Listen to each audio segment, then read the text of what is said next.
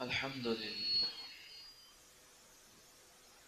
الحمد لله رب العالمين والعاقبة للمتقين والصلاة والسلام على سيد الأنبياء والمرسلين أما بعد فأعوذ بالله السميع العليم من الشيطان الرجيم بسم الله الرحمن الرحيم أفحسبتم أنما خلقناكم عبثا وأنكم إلينا لا ترجعون وقال وإن الدين لواقع وقال النبي صلى الله تبارك وتعالى عليه وسلم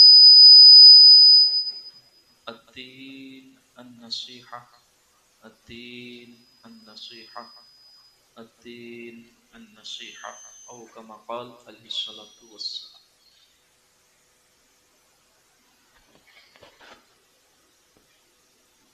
اللہ تبارک و تعالی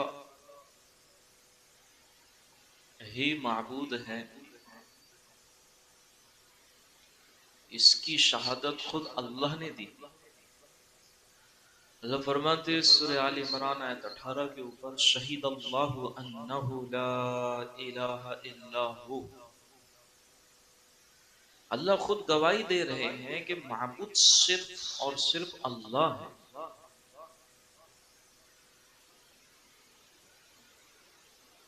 مزید اللہ تبارک و تعالی نے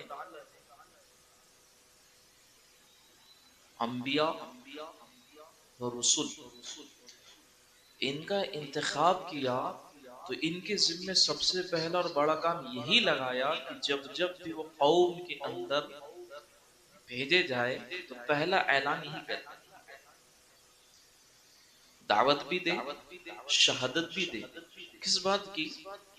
اللہ فرما رہے سورہ انبیاء آیت 25 کے اوپر وما ارسلنا من قبلک من رسول، اے ہمارے حبیب محمد رسول اللہ صلی اللہ تبارک و تعالی علیہ وسلم، ہم نے آپ سے پہلے جتنے رسول بھیجے الا نوحی الیہ انہ لا الہ الا انا فاعبدون، تو ہم نے ہر نبی پر ہر رسول پر ایک یہ وحی کمپلسری بھیجی، کامن بھیجی. وہ کیا تھی کہ وہ قوموں کے درمیان چلتے پھرتے اس بات کی دعوت دے کہ معبود صرف اور صرف اللہ ہے اور میری ہی عبادت کی جائے. لہذا بیک وقت اس جہان میں جو نبی آیا ہے وہ داعی بھی رہا ہے، اس بات کا شاہد بھی رہا ہے. حضرت آدم علیہ السلام جنت سے اتر کر شہادت دے رہے معبود صرف اللہ ہے. حضرت نوح علیہ السلام کشتی میں بیٹھ کر شہادت دے رہے کہ معبود صرف اللہ ہے. ابراہیم علیہ السلام آگ میں جا کر شہادت دے رہے کہ معبود صرف اللہ ہے. یونس علیہ السلام مچھلی کے پیٹ میں جا کر شہادت دے رہے کہ معبود صرف اللہ ہے. یوسف علیہ السلام جیل سے نکل کر تخت پر بیٹھ کر شہادت دے رہے کہ معبود صرف اللہ ہے. موسیٰ علیہ السلام دریا پار کر کے شہادت دے رہے کہ معبود صرف اللہ ہے. عیسیٰ علیہ السلام دوسرے آسمان پر پہنچ کر شہادت دے رہے کہ معبود صرف اللہ ہے.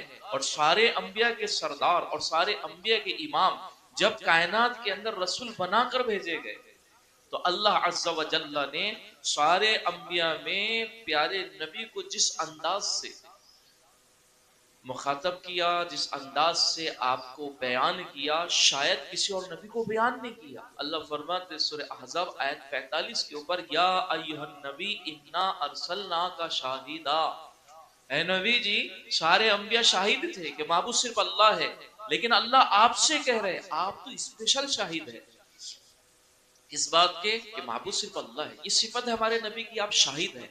شاہد کہتے گواہ کو، ایسا گواہ جس کی شہادت کو ریجیکٹ نہ کیا جا سکے، ایسا گواہ جس کی شہادت کو جھٹلایا نہ جا سکے. اور آپ نے اس کی بڑی پیاری مثال بیان کی جب حضرت یوسف علیہ السلام پر زلیخا آ کر ڈورے ڈالنے لگی، زلیخا خاتون پیار کرنے لگی اور کمرے کے اندر بند کروا دیا اور لاک لگوا دیا.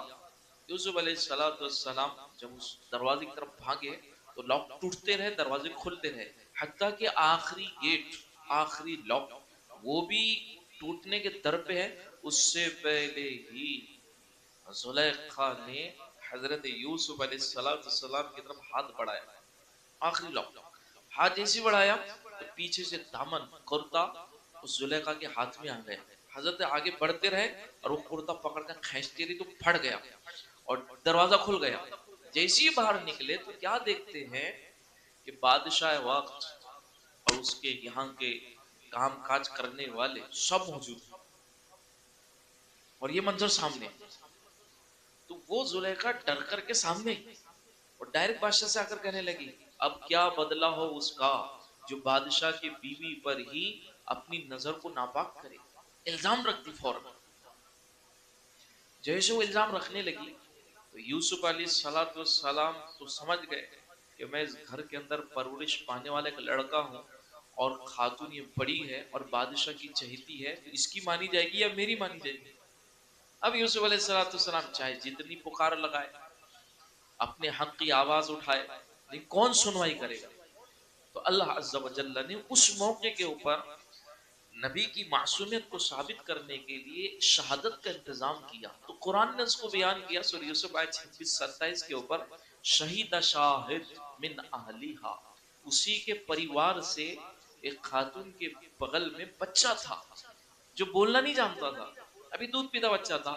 اللہ نے اس بچے کو زبان ایسی عطا کر دی کہ وہ بولنے لگا اور فیصلہ کن شہادت پیش کرنے لگا. اس نے گواہی یہ دی ان کان قمیصہ قد من قبل فصدقت وهو من الكاذبین. بچہ کہہ رہے ہیں کہ بادشاہ سلامت، اگر یوسف علیہ السلام کا کرتا آگے سے پھٹا تو بی بی سچ کہہ رہی ہے، یوسف جھوٹ کہہ رہے ہیں علیہ السلام. لیکن آگے کہا، اچھا بیوی کو پہلے بیان کیا تاکہ بادشاہ کا دماغ خراب نہ ہو، میری بیوی پر کیسے الزام رکھا جا رہا ہے. اگر یوسف کا کرتا آگے سے پھٹا ہے تو پھر بیوی، پیچھے سے اگر پھٹا ہے تو پھر بیوی سچ ہے، بیوی غلط ہے. ایسا کشمکش کا معاملہ ہو رہا تھا، ہو گے یوسف کھینچ رہے ہوگے اور وہ جان بچا رہی ہوگی، تو اس موقع پر کرتا آگے سے پھٹ گیا ہوگا. تو بچہ کہہ رہا ہے اگر کرتا آگے سے پھٹا تو بیوی سچ کہہ رہی ہے، یوسف جھوٹ کہہ رہے ہیں. وَإِن كَانَ قَمِيصُهُ قُدَّ مِن دُبُرٍ فَكَذَبَتْ وَهُ مِنَ الصَّادِقِينَ. اور اگر کرتا پیچھے سے پھٹا ہو، کیونکہ وہ آگے ہوگے زلیخا پیچھے ہوگی، تو پھر زلیخا جھوٹی اور یوسف سچے. لہذا کرتا چیک کیا گیا بھائی، تو کرتا تو پھٹا ہوا پیچھے سے ہی نکلا، لہذا فیصلہ کن شہادت سامنے آ گئی. ایک تو اول ہے کہ بچہ بول نہیں سکتا، اللہ پاک نے اس کو زبان سیدھا کر دی کہ وہ بولنے لگا. دوسرا وہ گواہی ایسی پیش کر رہا تھا جس کو کائنات کے لوگ مل کر بھی فلاپ نہ کر سکے، ریجیکٹ نہیں کر سکے، اس کو کہتے ہیں شاہد. تو اللہ عز و جل نے اپنے نبی کو اسپیشل کہا آپ شاہد ہے، آپ گواہ ہے کہ معبود صرف اللہ ہے، بلکہ وہ اتنے بڑے شاہد ہے اور آپ کی شہادت کا یہ مقام ہے، اتنا عظیم الشان مقام اللہ پاک نے عطا فرمایا کہ جہاں اللہ کی معبودیت کے لیے انبیاء کو شہادت کا حکم اللہ نے دیا، وہیں پر کائنات کو پیارے نبی کی نبوت پر اور پیارے نبی کی رسالت پر اللہ نے کائنات کو شہادت کا حکم دیا. چاند نے ٹکڑے ہو کر گواہی دی کہ یہ اللہ کے رسول ہے، سورج نے پلٹ کر گواہی دی کہ یہ اللہ کے رسول ہے، زمین کے اندر درخت پھاڑ کر زمین کو آیا اور اس نے گواہی دی یہ اللہ کے رسول ہے. ارے جھاڑ پاڑ کی گواہی دینا، کیا گواہی دینا، ابو جہل کے ہاتھ میں جو کنکر تھا اس نے گواہی دیا کہ آپ اللہ کے رسول ہیں.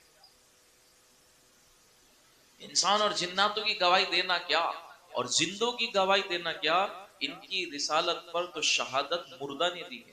طبرانی شریف کی روایت ہے 554 نمبر کے اوپر ایک دیہاتی آیا، ساتھ میں ایک گو لے کر آیا جس کو ہمارے علاقے میں گھوڑ پھوڑ کہتے ہیں. وہ شکار کر کے لایا تھا. بعض علماء کے نزدیک اس کا کھانا بلا کراہت جائز ہے، ہمارے نزدیک اس کا کھانا کراہت کے ساتھ ہے، یعنی جائز نہیں ہے. تو وہ لے کر آیا مری کو اور لا کر کے سب پھینکا سامنے. صحابہ بیٹھے تھے، عمر فاروق بھی موجود تھے رضی اللہ تعالی عنہ. اس نے لا کر پھینکا اور یوں کہا کہ اگر آپ سچے رسول ہیں تو پہلے ہی آپ کی رسالت کی گواہی دے، اس کے بعد میں دوں گا. نمبر ایک، پہلے تو جانور ہی نہ بولے. نمبر دو، مروا جانور وہ کیا خاک بولے. مگر اللہ تبارک و تعالی نے ساری کائنات کو پابند کیا تھا کہ جب میرے نبی کی نبوت پر شہادت مانگی جائے تو کائنات کے ذرے ذرے کو اس کا پابند بنایا جاتا ہے کہ ان کی شہادت کی گواہی دے. لہذا اللہ کے رسول نے آواز لگا یا ذب. حضرت عمر کہتے فتکلم الدب بلسان عربی مبین یفہمہم القوم جمیعا.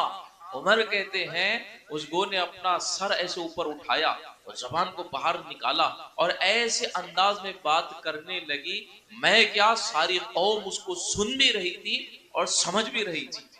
اللہ کے رسول نے پوچھا من تعبد, تو کس کی عبادت کرتی ہے؟ الذی عرشہ الذی فی السماء عرشہ وفی الارض سلطانہ وفی البحر سبیلہ. یہ گو بیان کر رہی ہے, مردہ گو بیان کر رہی ہے. وفی النار وفی الجنت رحمتہ وفی النار عذابہ. میں اس اللہ کی عبادت کرتے ہوں جس کا عرش آسمانوں میں ہے, جس کی سلطنت زمینوں میں ہے اور جس کے راستے سمندروں میں ہے, جس کی رحمت جنت میں ہے, جس کا عذاب دوزخ میں ہے. آگے اللہ کے رسول نے فرمایا فمن انا, اے گو پھر میرے بارے میں تیرا کیا خیال ہے, میں کون ہوں؟ انت رسول رب العالمین وخاتم النبیین قد افلح من صدقک وقد خاب من کذبک. وہ گو کہنے لگی اے اللہ کے رسول آپ تو عالمین کے رسول ہیں, آپ خاتم النبیین ہیں. وہ کامیاب ہوا جس نے آپ کی تصدیق کیا, وہ ناکام ہو گیا جس نے آپ کو جھٹلا دیا. بس اتنا اس گوہ نے کہہ کر کے اپنی گردن بھی نیچے نہیں رکھی تھی کہ وہ دیہاتی وہ بدو کہنے لگا اشہد ان لا الہ الا اللہ وانت رسول اللہ حقا. میں اس بات کی گواہی دیتا اللہ معبود ہے اور آپ ہی واقعتاً اللہ کے رسول ہیں. کائنات کو پابند کر دیا گیا کہ اس نبی کی نبوت پر تمہیں شہادت دینی ہے, کیونکہ آپ کا مقام اور آپ کا مرتبہ اللہ تبارک و تعالی نے مجھ کو اور آپ کو سمجھانے کے لیے بیان کیا. سورہ احزاب آیت 40 سے بات شروع ہوئی وَلَكِنْ رَسُولَ اللَّهِ وَخَاتَمَ النَّبِيِّينَ. یہ اللہ کے رسول ہے, آخری رسول ہے. کہاں پر بھیجے گئے؟ وَمَا أَرْسَلْنَاكَ إِلَّا كَافَّةً لِلنَّاسِ. جہاں تک انسانیت ہے وہاں تک آپ کی رسالت ہے. نہیں ہم تو سن رہے تھے یہ عالمی رسول ہے, تو اللہ فرماتے وَمَا أَرْسَلْنَاكَ إِلَّا رَحْمَةً لِلْعَالَمِينَ. ہم نے آپ کو سارے عالم کے لیے رحمت بنا کر کے بھیجا ہے. آپ رات میں تہجد پڑھتے ہیں وَمِنَ اللَّيْلِ فَتَهَجَّدْ بِهِ نَافِلَةً لَكَ عَسَىٰ أَن يَبْعَثَكَ رَبُّكَ مَقَامًا مَحْمُودًا. اے پیارے نبی, ہر نبی جس کو دیکھ کر للچا جائے وہ مقام ہم نے آپ کے لیے خاص کر دیا ہے جس کو مقام محمود کہا گیا ہے. آپ کے علم کا عالم وَعَلَّمَكَ مَا لَمْ تَكُنْ تَعْلَمْ. اے میرے حبیب آپ زمین پر تشریف لے کر کے آ چکے ہیں, آپ کو جس وقت کا جو علم لگے گا آپ کو اللہ پاک فوراً عطا کر دے گا. آپ کے ذکر کی بات آئی وَرَفَعْنَا لَكَ ذِكْرَكَ. اے حبیب اللہ نے آپ کے ذکر کو سب سے اونچا کر دیا. آپ کے اخلاق کی بات ہے اِنَّكَ لَعَلَىٰ خُلُقٍ عَظِيمٍ. اے میرے حبیب سارے نبیوں کے اخلاق کو جمع کر کے ڈھیر لگایا جائے. سارے نبیوں کے اخلاق جمع کیے گئے, اس کا ڈھیر لگ گیا. جہاں نبیوں کے اخلاق جا کر ختم ہو گئے وہیں سے آپ کے اخلاق شروع ہو گئے. اتنے عظیم و شان آپ کو اخلاق دیے گئے. پھر مقام اور مرتبہ کے آپ کے لیے اللہ پاک نے انعامات کے ایسے انبار لگائے جس کو قرآن نے بیان کیا اِنَّا أَعْطَيْنَاكَ الْكَوْثَرَ. میرے حبیب کائنات ساری کی ساری پیاسی رہے گی روز محشر, کسی کو پانی کا قطرہ نہ ملے گا, ارے دیکھنے نہیں ملے گا, لیکن ہم نے آپ کو آج کے دن کوثر عطا فرما دی. جو آپ کے حوض سے ایک مرتبہ پانی پی لے گا جنت میں جانے تک اور جنت میں جانے کے بعد بھی اس کو کبھی پانی کی پیاس نہیں لگے گی. جب بھی جو بھی پانی پیے گا صرف نفسانی خواہشات کی بنیاد پر پیے گا, پیاس لگنے کی وجہ سے کوئی پانی نہیں پیے گا. اتنے پر پھر بس نہیں کیا, اللہ تبارک و تعالی نے آپ کے مقام کو اتنا اونچا اٹھایا, اتنا اونچا اٹھایا کہ اے حبیب ہم نے آپ کو شاہد بنایا ہے. کائنات کے مناظر دیکھ کر اور ان کی گواہی لے کر آپ کہہ دیجئے کہ معبود صرف اللہ ہے. ایک شاہد تو یہ ہوا. عجیب بات یہ ہے قرآن پاک کی کہ اللہ تبارک و تعالی نے ہمارے نبی کو دو مقام پر شاہد کہا. ایک تو یہ مقام ہے سورہ احزاب آیت 45 یا ایھا النبی انا ارسلناک شاہدا, ہم نے آپ کو گواہ بنا کر بھیجا. جیسے سارے انبیاء گواہ ہیں ایسے آپ گواہ ہیں. ایک دوسرے موقع پر سورہ فتح آیت 8 پر اللہ نے کہا انا ارسلناک شاہدا, ہم نے آپ کو گواہ بنا کر بھیجا. دو موقع پر کہا گیا کہ آپ گواہ ہیں آپ گواہ ہیں. تو علماء کرام نے تخصیص کی ہے، خاص طور پہ اس نقطے کو بیان کیا ہے. پہلی جو آیت میں آپ کو گواہ کہا گیا وہ ہجرت سے پہلے کا واقعہ ہے. دوسری آیت میں جو آپ کو گواہ کہا گیا وہ ہجرت کے بعد کا واقعہ ہے. میں اس کو اور آسان کر دوں، پہلی مرتبہ جب آپ کو شاہد کہا گیا وہ معراج سے پہلے کا واقعہ ہے. دوسری مرتبہ آپ کو گواہ کہا گیا وہ معراج کے بعد کا واقعہ ہے. کیا مسئلہ ہے؟ مسئلہ صرف اتنا ہے کہ اے میرے حبیب، کائنات کے نقشوں کو دیکھ کر ہر نبی گواہ ہے کہ اللہ معبود ہے. ایسے آپ بھی گواہ ہے کائنات کے نقشوں کو دیکھ کر کہ اللہ معبود ہے. لیکن ایک گواہی آپ کی ہم اور آپ سے دلوانا چاہتے ہیں. وہ گواہی کیا ہے؟ وہ رات آئی جو سب سے مبارک آپ کے ذات کے لیے بنا دی گئی،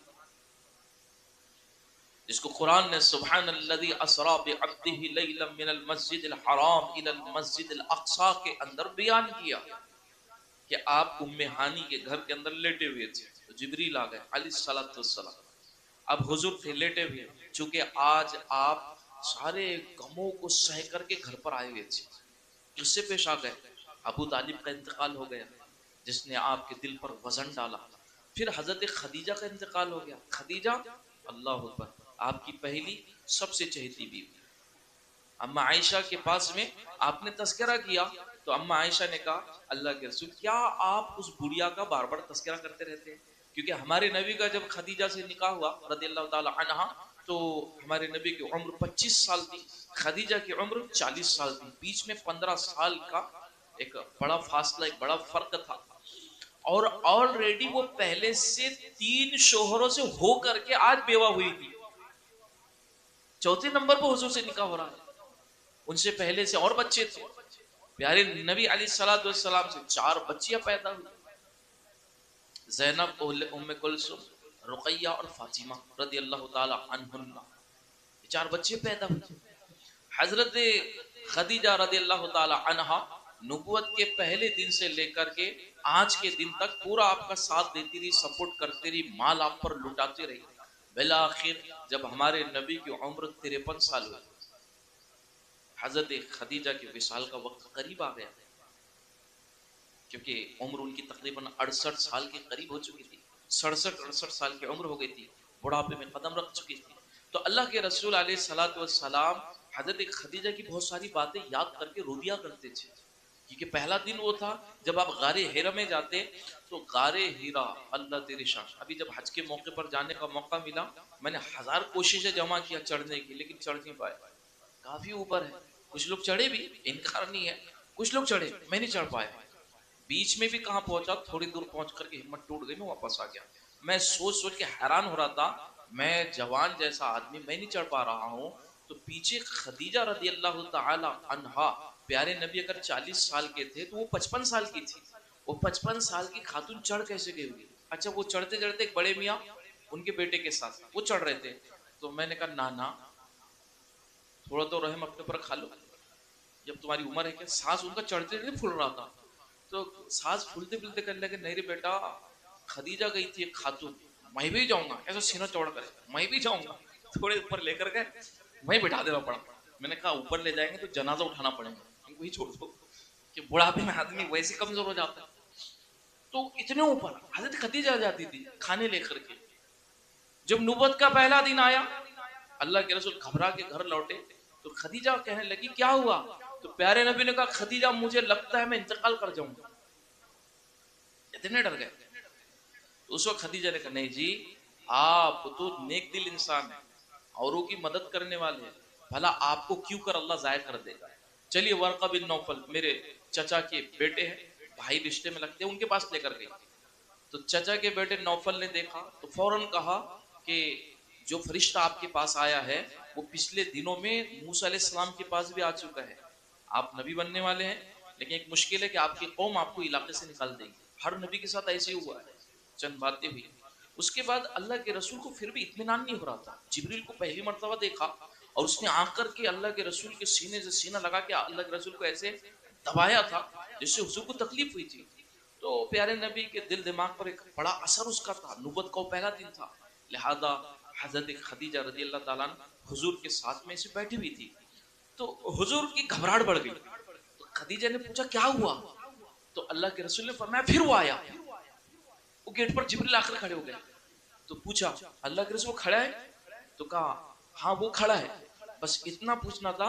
تو حضرت خدیجہ نے اپنے سر سے کپڑا ہٹایا اور بالوں کو کھول دیا. جیسے بالوں کو کھولا تو پھر پوچھا مجھے بتائے کیا اب بھی فرشتہ کھڑا ہے؟ تو اللہ کے رسول نے فرمایا اب وہ نہیں کھڑا ہے، چلا گیا ہے. تو اس وقت خدیجہ نے کہا شیطان ہوتا تو میرے بالوں کو دیکھ کر کھڑا رہتا بلکہ اندر آ جاتا. وہ واقعتاً کوئی فرشتہ ہے جو مارے حیا کے میرے بالوں کو دیکھ کر دور چلا گیا ہے. اس لیے علماء کرام نے لکھا ہے کہ گھروں کے اندر خواتین جب بال اپنے سوارا کرے تو اندر کے کمرے میں بیٹھ کر پردے کے ساتھ سوارا کرے. لیکن یہ خالہ تو ٹیرس پر آ کر او ماں صبح صبح نہا دھو کر یہ بالوں کے اندر کنگھی دے رہا ہے. محلے کے جوان لڑکے دیکھنے آ رہے ہیں، بولے خالہ آئیں گے بال کی کنگھی کرنے.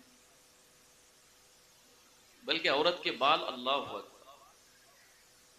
عورت کے جو بال کنگھے میں نکلتے ہیں اور گچھے گچھے بن جاتے ہیں تو پھر ہر ایک مال لے کر کے لوگ آتے ہیں اور بالوں کے اندر چیزیں بیچتے ہیں. علماء کرام نے لکھا ہے عورت کا اپنے بال بیچ کر چیزیں خریدنا ایسا ہی حرام ہے جیسے شراب کا پینا، خنزیر کا کھانا. عورت اپنے بال نہیں بیچ سکتی. بھائی جنہوں نے بیچ دیے ہوگے ان سے گھر پر جا کر توبہ کرواؤ کہ یہ تم لوگوں نے گناہ کیا ہے اور گناہ بھی بہت بڑا گناہ کیا ہے. تو عورتیں اپنی بال نہیں بیچ سکتی. تو کیا ہوتا ہے جب عورت بال اپنے سنوارتی ہے تو فرشتے بھی مارے حیا کے پیچھے ہٹ جاتے ہیں. اس لیے عورتوں کو چاہیے کہ اپنے بالوں کو بھی سنوارے تو اندر کمرے میں بیٹھ کر سنوارے، نہیں تو 4-5 سہیلیاں مل کر کے بال سنوارنے آتی ہیں. نہیں، اتنے ہی اگر دوسروں کے ہاتھوں سے بال سنوارنے کا سواد لینے کا ہے تو اپنے شوہر سے کہا جائے کہ لیو جی میرے بال سنوار دو. وہ سوچ رہے بولے ہاں یہ کام باقی رہ گیا. جی ہاں یہ مسنون اعمال ہے. اللہ کے رسول علیہ الصلوۃ والسلام کے بالوں کو اما عائشہ سوار کر دیا کرتی چونکہ بڑی زلفیں تھی. تو گھر کے اندر میاں بیوی کا یہ جوڑ بٹھا کر اللہ کے رسول دے کر گئے صلی اللہ علیہ وسلم. تو حضرت خدیجہ نے یہ عقل سے کام لیا. وہ جب فرشتہ وہاں سے چلا گیا کہ جی وہ اللہ کے رسول فرشتہ ہے، گھبرانے کی کوئی ضرورت نہیں ہے. لہٰذا پھر نبوت کے 13 سال مکہ المکرمہ میں آپ گزارتے رہے تو حضرت خدیجہ نے جتنی پراپرٹی تھی سب حضور کے قدموں میں لا کر ڈالا. بلکہ اس دن کا واقعہ پیش آیا، حضور ایک قبیلے کے پاس گئے، وہ بالکل غریب اور فقیر تھے، ان کے پاس صحیح ڈھنگ کی چادریں نہیں تھی، لباس جسم چھپانے کو نہیں تھا. تو حضور غمگین آ کر گھر میں بیٹھ گئے.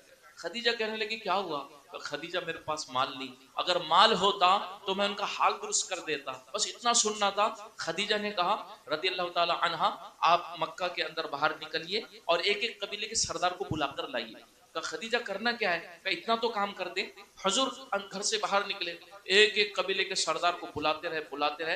ایک جماعت تیار ہوگی، سب کو گھر پر لا کر کھڑا کیا. تو کیا دیکھتے ہیں خدیجہ نے اتنی دیر میں اپنے سونے چاندی کے سکے جتنے زیورات اور جتنے کچھ آپ کے پاس کائنات تھی دنیا میں اعتبار سے سب کو ایسے ڈھیر لگا کر جمع کر دیا. حضور سرداروں کے ساتھ اندر آ گئے. تو کہا خدیجہ کیوں بلوایا ہے؟ اے سرداروں تم گواہ رہو، یہ میں سارا کا سارا مال اپنے حبیب کو اپنے رسول کو وقف کرتی ہوں، ہدیہ کرتی ہوں، سب کا سب مال ہدیہ کرتی ہوں. اور اللہ کے رسول نے ان چند سالوں کے اندر سب کا سب غریبوں کے اندر تقسیم کر دیا. کیونکہ سخاوت اگر دیکھنی ہے تو حضور کی دیکھی جائے، سب کا سب قربان کر دیا. یہ خدیجہ ساتھ دے رہی ہے. پھر شیب ابی طالب کے اندر قید، پھر 2.5 سال کا زمانہ وہاں نکل گیا، سارے حالات برداشت کرتے رہی. تو اسی اسنا میں ابو طالب کا انتقال ہوا تو حضور کے دل پر ایک بار پڑ گیا اور اسی اسنا میں حضرت خدیجہ بیمار پڑ گئی.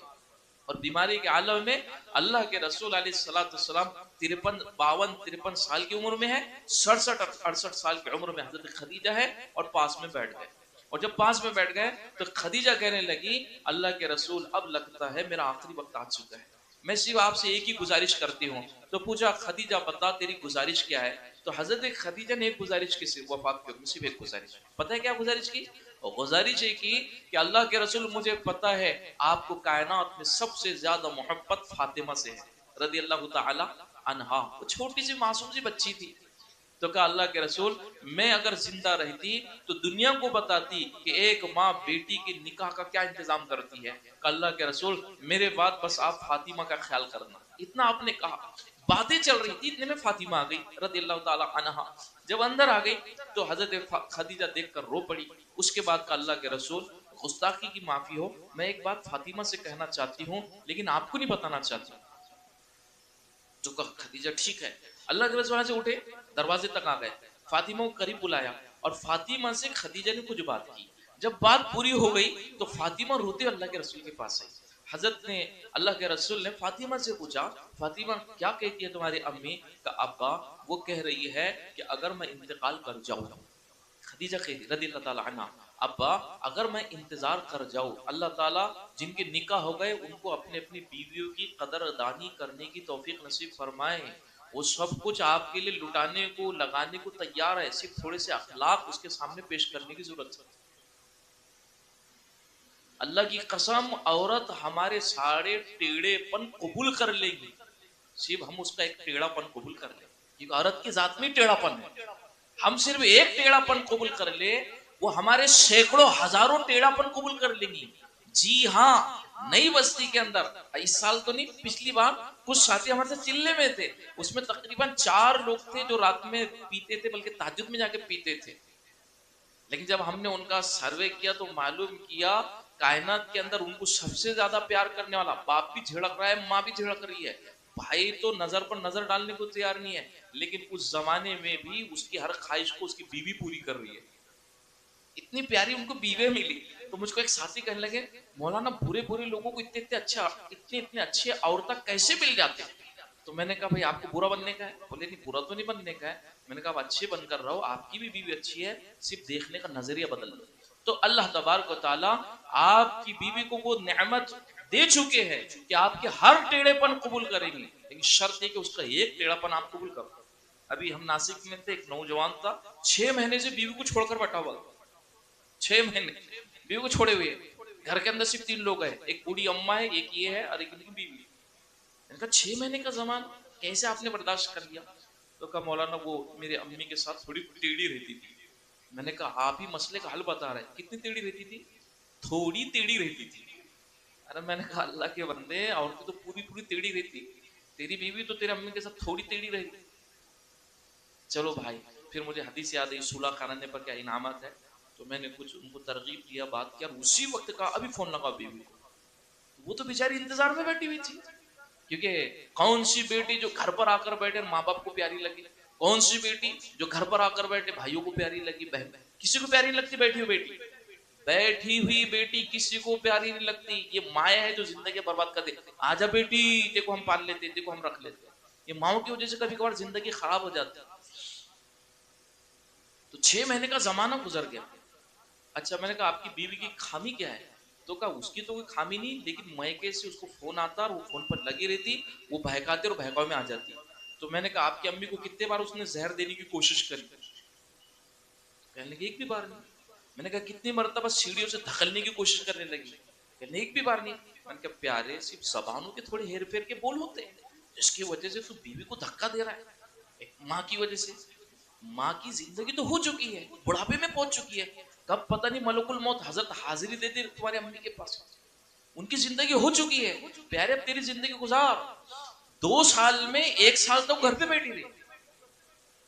سمجھا اس کو. پھر کل کی بات ہے، کل فون آیا تو چلو صلح کی کوئی شکل نکل کر آ گئی. گھر میں کوئی نہیں ہے، نہ نند ہے، نہ بھاوج ہے، نہ دیورانی ہے، نہ جٹھانی ہے، پھر بھی لڑائیاں چل رہی ہے. تو عورتوں کا ٹیڑھا پن، صرف ایک ٹیڑھا پن ہم قبول کر لے تو انشاءاللہ ہمارے ساڑھے ٹیڑھے پن عورت قبول کر لے. یہ نظام ہے، یہ دستور ہے. تو حضرت خدیجہ رضی اللہ تعالی عنہا نے فاطمہ کے پاس کیا کہا؟ فاطمہ آ کر کہنے لگی ابا جان امی کہہ رہی ہے اگر آپ کا دل چاہے اور آپ کا دل اس پر مطمئن ہو اور آپ کا دل راضی ہو تو آپ میرے انتقال پر جب مجھے غسل دیا جائے تو بجائے کفن کے کوئی اور چادر دینے کے آپ اپنی چادر بطور کفن کے مجھے دے دیں. بس اتنا سننا تھا. فاطمہ کا ہاتھ پکڑ کر سیدھے اللہ کے رسول خدیجہ کے پاس اور بیٹھ کر اللہ کے رسول کی آنکھوں میں آنسو آئے.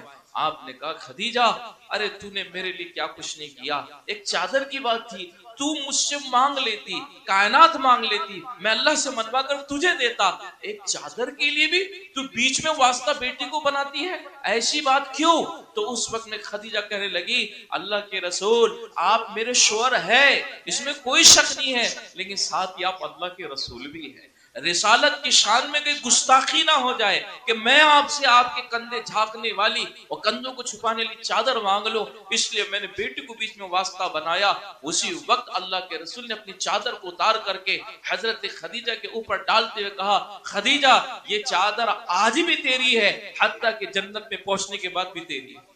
یہ انعامات اللہ کے رسول علیہ السلام نے عطا فرما دیے. تو جس وقت میں خدیجہ کا بھی انتقال ہو گیا تو دو غم ایک ساتھ جمع ہو گئے. اس سال کو تاریخ نے عام الحزن کے نام سے موسوم کیا کہ وہ عام الحزن تھا, سب سے بڑا غم کا سال. اچھا اب دونوں جو سپورٹ مل رہے تھے, ایک دولت کا ایک عورت کا.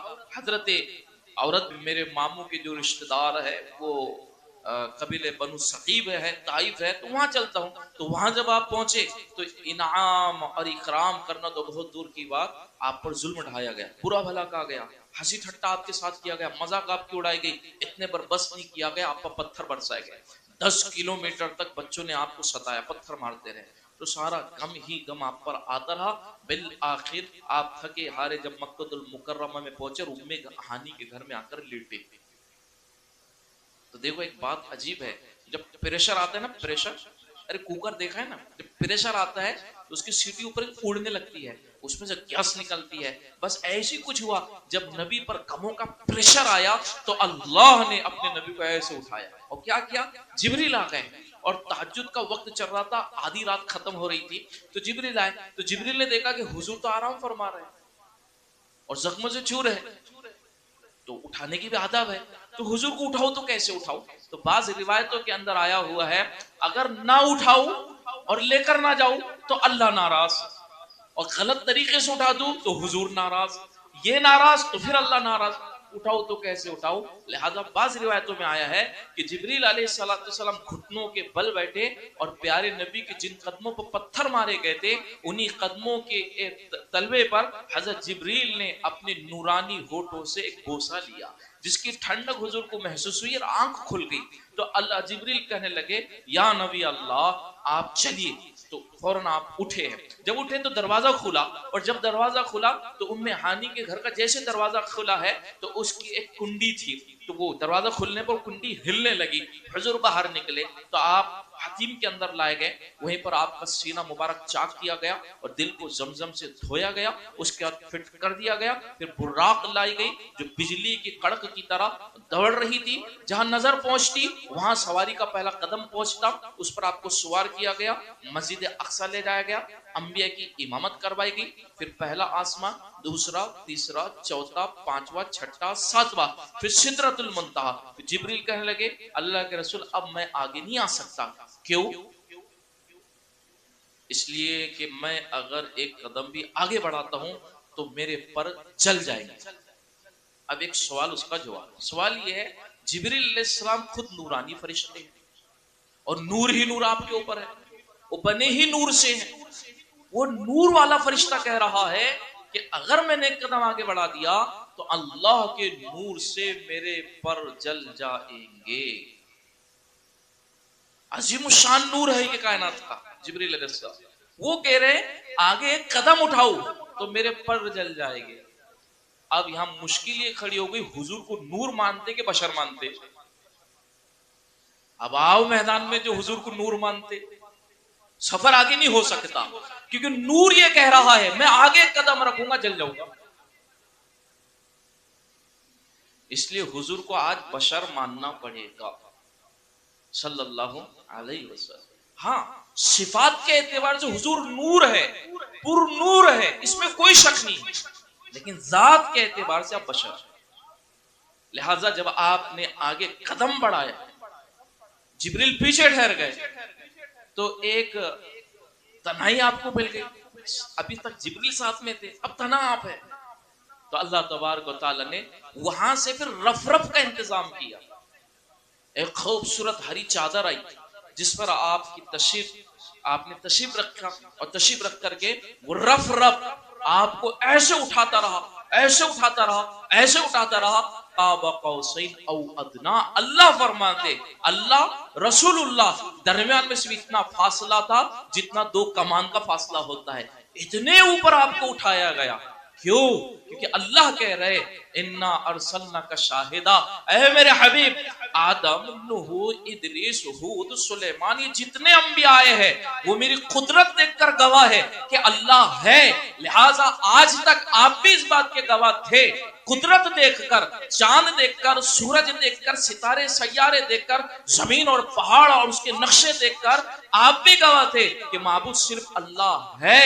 لیکن آج آپ اللہ کا آپ دیکھ کر، اللہ کی ذات دیکھ کر، انا ارسلناک شاہدا، ہم اپنا آپ دکھا کر آپ کو بھیج رہے ہیں کہ لوگوں اب کوئی گنجائش باقی نہیں، میں دیکھ کر گواہ ہوں کہ معبود صرف اللہ ہے. یہ مقام اور یہ مرتبہ آپ کو دیا گیا. تو معبود صرف اللہ ہے. اس لیے قرآن نے اعلان کر دیا اللہ ہر گناہ معاف کرے گا، شرک معاف نہیں کرے گا. اس لیے کہ اللہ پاک نے تمام انبیاء کو گواہ بنا کر بھیجا اور ہمارے نبی کو تو دیکھ کر گواہ بنا کر بھیجا کہ اللہ کے علاوہ کسی اور کی عبادت نہیں ہو سکتی. ایک آخری بات بتا کے بات مکمل کروں. ناسک میں ہمارا چلہ لگ رہا تھا، سارا ہی بدعات کا خرافات کا دور تھا. ایک صاف شفاف ایک لاہے عمل ہے، جو کرے گا وہ پائے گا، جو نہیں کرے گا موت پر ہی پچھتائے گا. یہ دین ایسا نہیں ہے جو لے اس کا بھی بھلا، جو نہ لے اس کا بھی نہ. جو دین کو پورا لے گا، جو دین پر پورا چلے گا، اللہ صرف کامیاب کرے گا. اللہ مجھ کو آپ کو کہنے سننے زیادہ عمل کی توفیق نصیب فرمائے. وآخر دعوانا ان الحمد للہ.